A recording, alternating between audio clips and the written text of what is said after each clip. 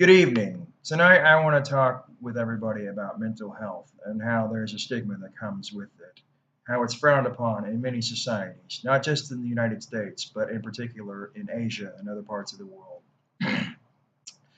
Now, some of you already know that I have Asperger's. I know, well, no, I don't have burgers coming out of my ass. And just because I'm on the autism spectrum doesn't mean I'm anything like Rain Man, who is actually a savant.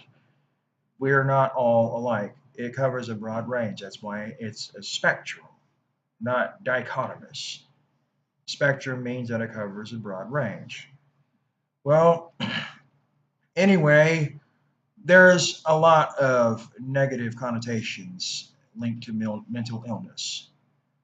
Society oftentimes marginalizes people that have any kind of mental condition, no matter how severe or how benign it may be. In particular, they shun people that have depression.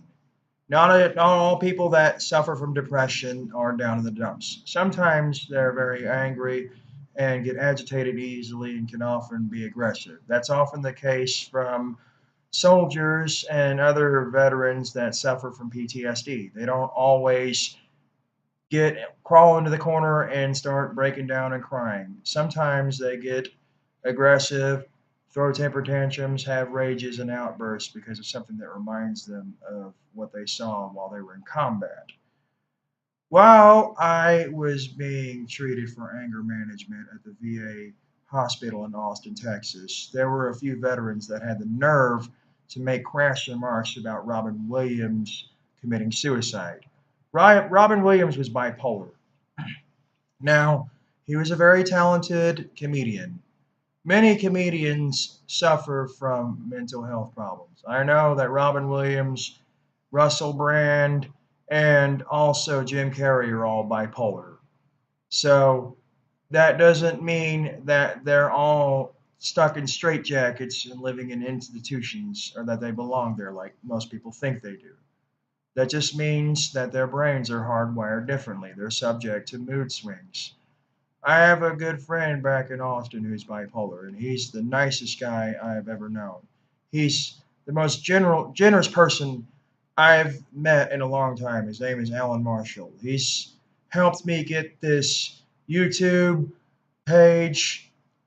He helped promote my YouTube page. He also helped my page get promoted when it was on Sue. He shared a lot of my videos, and he also bought me dinner a couple times. He is by far one of the nicest people I've ever known.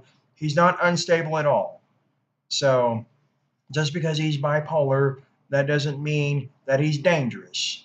He even took me to his bipolar meeting one time, and actually, I met some really genuine people there. Surprisingly, I didn't get shunned in the group. If anything, I clicked right well with those people. See, they were a lot more sympathetic to me than most people were because they understand the stigma that comes with mental health. So they could relate to me. They may not have been on the exact same page as me, but they were in the same book at the very least, maybe even in the same chapter. So, and another thing about mental health is oftentimes people like to shun people for taking kind of pharmaceuticals or whatever or going to therapy. Apparently, that's wrong. That's looked down upon.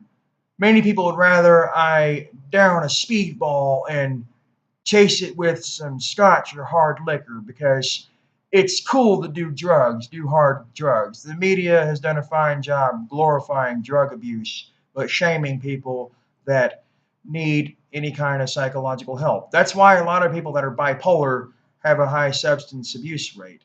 They're self medicating. They take drugs because they can't get access to any kind of pharmaceuticals. So they do hard street drugs sometimes because that's the only way they can medicate. That's what happened with Kurt Cobain with Nirvana. Kurt Cobain was also bipolar. He did heroin and some other drugs to stabilize his mood. And then, of course, because the media glorifies drug abuse, they give everybody mixed signals. Because then, when somebody gets hooked on drugs, nobody wants to help them. They'd rather the subject dry out in a jail cell or in prison somewhere. Nobody wants to help anybody who does the drugs that the media likes to glorify. It's oftentimes people like Tony Montana in movies like Scarface that really do a fine job whitewashing the whole thing. So there were other people that also make crass remarks about suicide and whatnot. Those same jackoffs I met at the VA that also blasted Robin Williams for committed suicide said that he was weak and that he was uh, feeble and that it was some liberal mental illness. There are a lot of redneck people that go to the VA clinic. That comes with the package being in the military. So those were the people I felt the least comfortable going to class with. It seemed counterproductive because half the time all they did was bash other people that had mental problems. They kind of like to use those other folks as smokescreens to feel better about themselves. Robin Williams actually found out he suffered from Parkinson's disease, and he didn't have any way of accepting it, and he didn't have any kind of coping mechanism. It was too much for him to swallow because he would have been permanently disabled. I've known of people that have Parkinson's disease, and I imagine it can only be hell.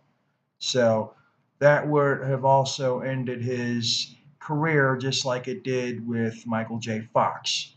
So if there's somebody out there who goes to see a therapist or an analyst, that's quite all right. There's nothing wrong with it. I would rather everybody go see a psychiatrist or psychologist who can help get you on the right path and prescribe to you some pharmaceuticals that actually work than go visit a local crack dealer that can promise a cheap vacation with no travel arrangements. So that's all I have to say about mental health and about pharmaceuticals. I hope everybody has found this as tantalizing as I have, and I hope it's been very informative. I will keep everybody apprised. Thank you and have a good night. Bye.